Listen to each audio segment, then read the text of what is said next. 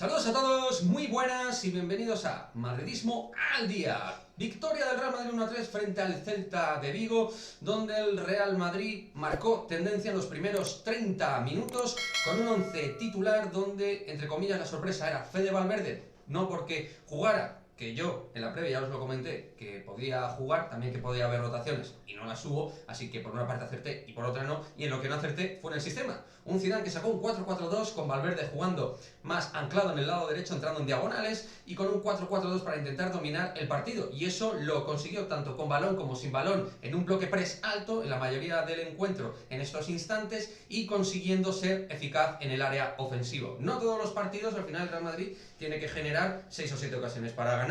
Al final, un equipo grande, también su solidez no es solo en no encajar, en principio, sino sobre todo en encajar, en hacer que encaje más el rival, en ser más eficaz y pragmático dentro del área de ataque. Y eso es lo que hizo efectivamente Karim Benzema con doblete, siendo absolutamente determinante. También el otro juego futbolístico que uno no ve, en aquellas apariciones para dar claridad al juego, pero sobre todo Benzema tiene que aparecer en zona de área porque a partir de Benzema no hay mucho más que rascar, pero Kroos le encontró en la primera jugada donde el medio del campo, aparte de dominar, que ya lo estaba haciendo de manera fluida tanto Modric, Casemiro como Toni Kroos, pues bien, Kroos rompió líneas, encontró a Benzema en esa primera jugada y en el minuto 20 Benzema marcaba un gol cruzado tremendamente eficaz, pero también tremendamente preciso. Golazo de Karim Benzema, donde Villar no podía llegar y donde ya se marcaba una línea clara de partido, que era intentar morder al rival. Lo hacíamos en el minuto 20 y luego en el minuto 30 también lo hacíamos con una press alta. Hay que presionar, había que morder, había que incomodar al Celta en su transición de juego. Ya sabemos que el Celta es un equipo de tocar, de elaborar, de construir línea por línea, intentar tener un buen pie. Pues bien, ahí aparecía también Toni Kroos para, en este caso, robar y acomodar a Benzema, que con la zurda marcaba otro extraordinario tanto.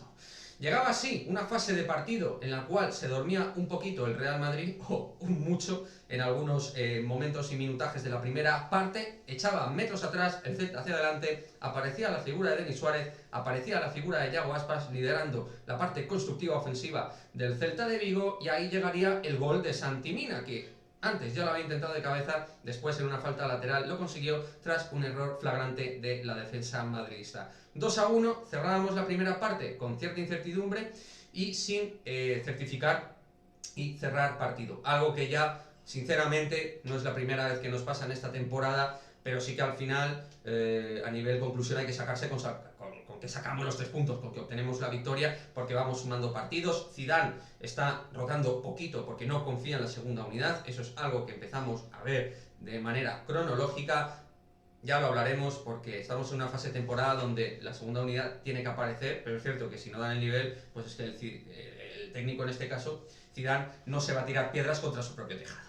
Segunda parte donde el Celta aparecía con más llegadas, más oportunidades y el Real Madrid jugando en su propio campo. Todo lo contrario que los 30-35 minutos de los primeros 45 minutos. A partir de esa línea de partido donde ganaba metros y ganaba dominio posicional el equipo de Coudet, ahí el Real Madrid tenía problemas. No robaba tanto, no era tan intenso, no era tan proactivo, ni tenía tanta energía en las piernas ni en la cabeza, y el Celta se sentía muchísimo más cómodo sobre el terreno de juego. Así iba en transición el partido, pero el Celta sin todo lo contrario que el Real Madrid, sin determinar de cara a gol. Tampoco tuvo muchas ocasiones, de hecho el Real Madrid al espacio encontraba con Valverde alguna situación, pero sobre todo con Vinicius. Aun con todo y con ello, en esa lectura y línea evidente, transparente de intentar buscar pases detrás de la defensa, porque el Celta dejaba muchísimos metros entre defensa y portería, el Madrid no conseguía resolver en esas jugadas, y otra vez Vinicius aparecía y otra vez no determinaba.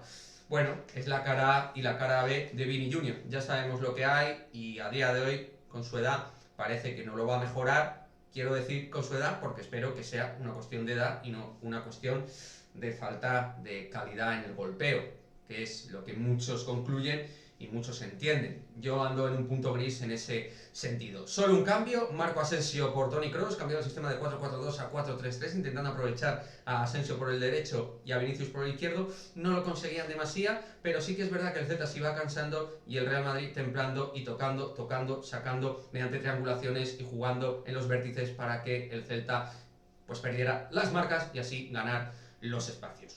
Un partido que al final cerraría Benzema con asistencia ya en el 93, asistiendo a Marco Asensio, y así cerrábamos el partido con una victoria que nos deja distintos aromas. Por una parte, un Real Madrid que dominaba claramente y no dejaba jugar al Celta de Vigo, haciendo que este no tuviera posesiones, digamos, peligrosas en contra nuestra. Por otra parte, presionábamos bien arriba y bien cuadrados, con un equilibrio defensa, medio del campo y ataque.